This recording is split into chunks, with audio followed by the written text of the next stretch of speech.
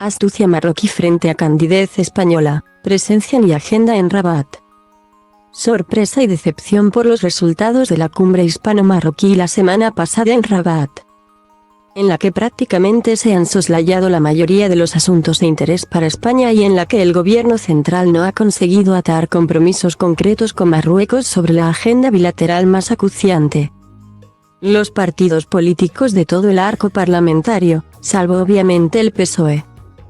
han constatado el fracaso de un encuentro que aspiraba a hito histórico y se ha quedado en evento formalista y protocolario en el que, además, el presidente del gobierno español, Pedro Sánchez, ha sido objeto de un desplante incomprensible, que algunos definen como humillante, por parte del rey de Marruecos, Mohamed VI. Más deprimente resulta aún ese resultado para aquellos territorios españoles. Para los Estarrán, reunión de alto nivel, en la capital marroquí prometía abordar una serie de cuestiones que le afectaban directa y singularmente, y sobre las que no se ha producido el más mínimo avance o siquiera alusión pese a los anuncios previos y expectativas levantadas. Es el caso de comunidades como Canarias o Andalucía, y las ciudades de Ceuta y Melilla, donde asuntos como el control marroquí de la migración irregular hacia esos territorios, el de la delimitación de los espacios marítimos en la fachada atlántica frente al archipiélago canario, la preocupación por las prospecciones de hidrocarburos autorizadas por Rabat en esa zona, o la propia apertura de la aduana de las dos ciudades autónomas, han sido claramente eludidas.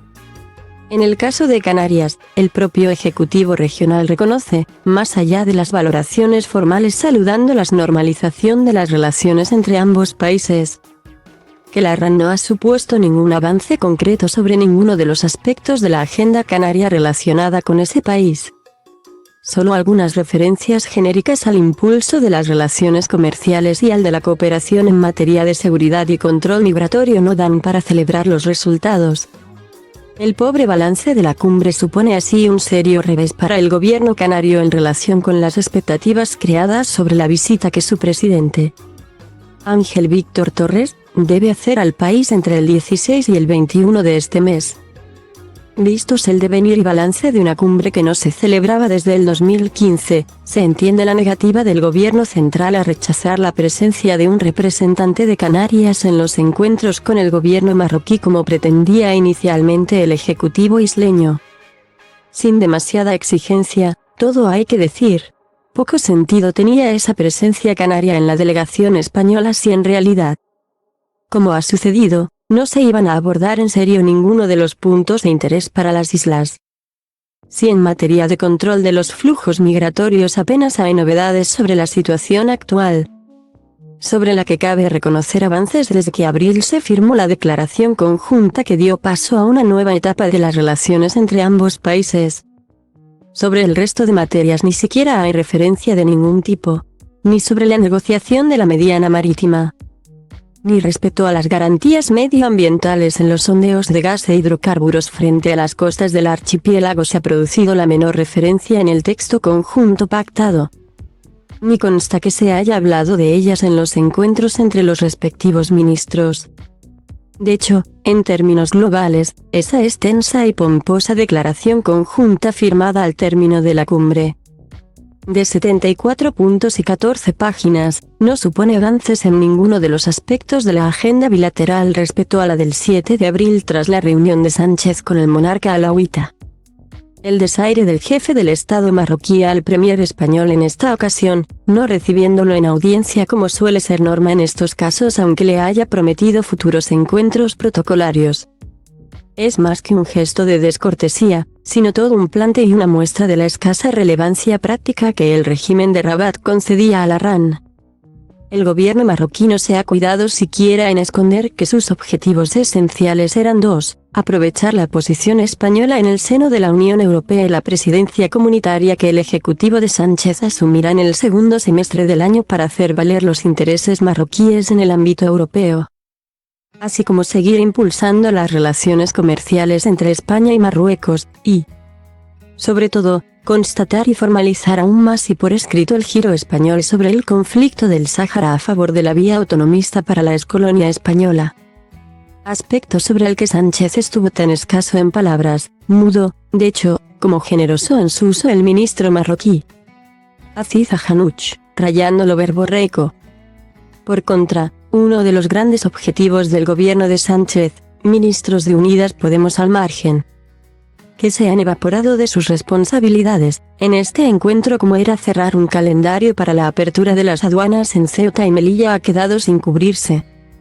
Quizá el principal fracaso de la RAN para la diplomacia española, por el conjunto de los resultados, por el mencionado desprecio de Mohamed V a Sánchez, y por el fracaso respecto a la situación fronteriza en las ciudades autónomas, con referencias a cuestiones de soberanía que dejan maniatado al gobierno español sobre la reivindicación del país respecto a la situación de esas plazas. El gran señalado de esta cumbre es el ministro de Asuntos Exteriores, José Manuel Álvarez,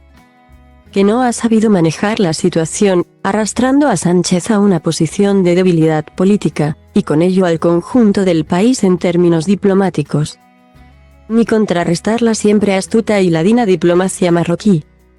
Del resultado de la cumbre cabe deducir que para el gobierno el fin último y principal de la misma, independientemente de que no se hayan cubierto las expectativas sobre aspectos concretos,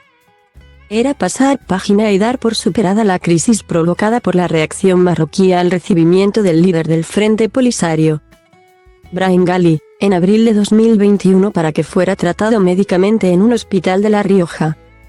y evitar nuevos episodios fronterizos como el del mayo de ese año cuando más de 9.000 jóvenes marroquíes cruzaron a nado hasta Ceuta con la connivencia de la policía de ese país. Y pasar página en este sentido también es para el gobierno español que Marruecos reactive su compromiso e implicación en el control de la migración irregular hacia las costas españolas, especialmente hacia Canarias, constatando que el año pasado se redujo la llegada de migrantes a las islas en un 30%. Especialmente desde el encuentro entre Sánchez y Mohamed V en abril y el cambio de posición de España sobre el Sáhara. El otro aspecto del encuentro diplomático entre ambos países que Madrid quiere destacar es ese plan inversor marroquí de 45,000 millones hasta 2050 en desarrollo y modernización de infraestructuras del que las empresas españolas se pueden beneficiar intensificando su ya importante presencia en la economía del país vecino. Es también sobre este aspecto crematístico sobre el que quiere poner más énfasis el presidente de Canarias en su próximo viaje a Marruecos, teniendo en cuenta además las importantes relaciones comerciales y la alta presencia en el país vecino de numerosas empresas canarias, aunque aún están por determinar las que irán, y la oportunidad que se les ofrece de engancharse al plan inversor de Rabat. Pero todo esto ya está a un nivel de menor importancia y de relevancia pública del que suponía la supuesta agenda canaria de la RAN, que prácticamente que quedado inédita. Casi tanto cabe decir de la defensa de muchos otros elementos de la agenda de intereses nacionales ante nuestro complejo vecino del sur.